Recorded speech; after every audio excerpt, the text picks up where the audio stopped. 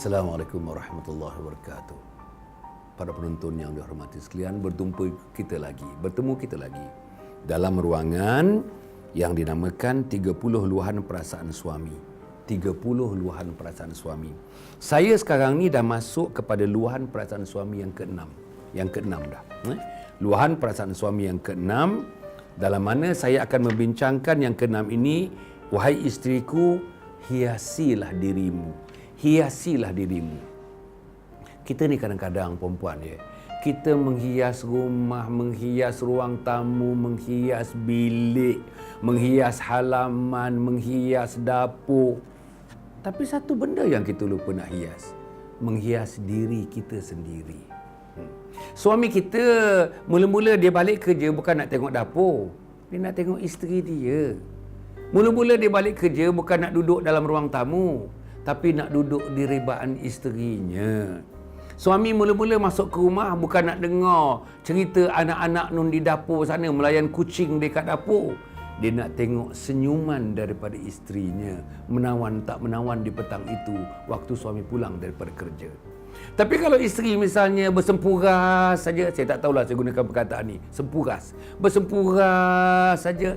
Suami balik rumah pukul 6, masih lagi pakai kain batik yang diikat di atas dada tu, diikat begitu, simpul lah diikat begitu, mandi pun belum lagi.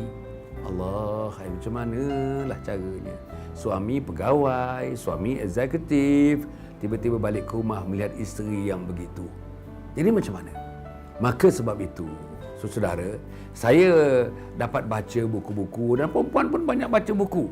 Buku maknanya personal grooming. Bagaimana kita nak hiasi diri kita sendiri. Terutama wanita. Laki-laki pun perlu berhias. Rasulullah SAW berhias. Nak pergi masjid berhias. Hari raya berhias. Hari biasa berhias. Bercukur, bersikat, bersisir, berdandan rambutnya. Berminyak rambutnya. Disebut dalam hikayat Nabi Muhammad SAW. Macam mana kita? Isteri-isteri, para isteri Nabi pun berhias. Sayyidina Aisyahnya berhias menyambut Nabi Muhammad SAW dan isteri-isteri Nabi yang lain. Sebab itu, hiasan yang pertama sekali, hiasan badan. Mandilah, sabunlah, kan? Berbedaklah, berperfumelah, berminyak wangilah. Apalagi? Muka. Kan manusia tengok muka. Berbedak sikit. Tak payahlah kita beria-ria dengan eyeshadow kita, beria-beria dengan kita punya, kata orang, bulu mata apa ni, yang tak original kita tu, bulu mata yang kita letak aja tu. Tak perlu. Takut pula isteri, suami-suami nanti tengok isteri yang macam itu. Tapi sekadarnya, seadanya, secantiknya berhias. Bila dah muka berhias, badan pun berhias, kenakan baju-baju rumah. Tapi baju-baju rumah tu salah sampai 3-4 hari baru terus pakai, tak basuh-basuh baju nak menyambut suami. Hari ni pakai, besok tak pakai lagi, baju baru lagi, tukar lagi baju baru lagi, tukar lagi baju, bukan baju baru, maknanya baju yang baru dibasuh, dilipat, dipakai. Okey. Setelah dihias mukanya dan badan-badannya, sudah bersedia untuk menyambut kepulangan suami, kena hiasi muka, perkataan. Perkataan pun kena hiasan.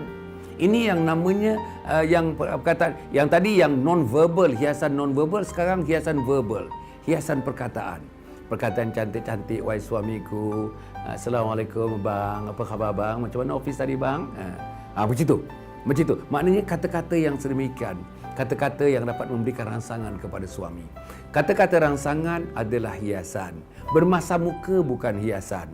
Mogok bukan hiasan. Tak sambut suami di pintu bukan hiasan. Tak bersegera membukakan pintu bila suami pulang, itu bukan satu hiasan. Tidak menyajikan dengan sajian yang baik-baik untuk suami bukan hiasan. Jadi saya nak sebut hiasan ini bukan tertentu kepada fizik sifat kita, tubuh badan kita, tetapi merangkumi.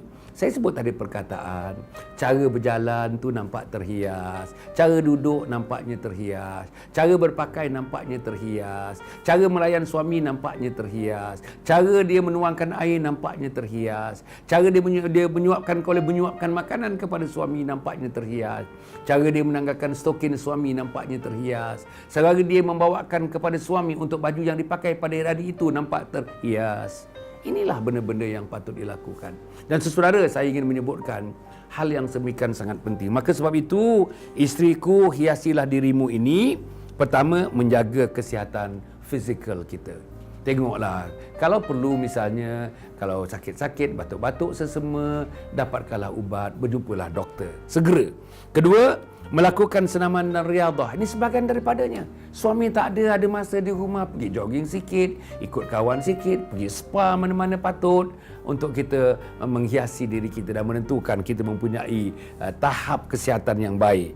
Membanyakkan ibadah, menghias diri dengan akhlak yang mulia, mengawal timbangan berat badan, jangan terlalu banyak berat sangat, jangan obes dan sebagainya. Pastikan fikiran sentiasa tenang dan positif, dapatkan tidur dan rehat yang sempurna, sentiasa membersihkan diri dan mengubah tabiat makan dan minum harian. Pastikan menu makanan harian diambil adalah seimbang dan berzat. Jadi maknanya, saya tadi menyebutkan soal hiasan, jangan lupa, hiasan diri satu, hiasan tubuh badan satu, hiasan perkataan dua, hiasan perkelilingan tiga, hiasan rumah empat. Seluruhnya dicantum, disatukan. Inilah namanya, wahai isteriku. Wahai isteriku apa dia? Wahai isteriku, hiasilah dirimu. Para penonton, cukup setakat itu. Kita bertemu lagi nanti dalam siri yang ketujuh. Untuk itu, wassalamualaikum warahmatullahi wabarakatuh.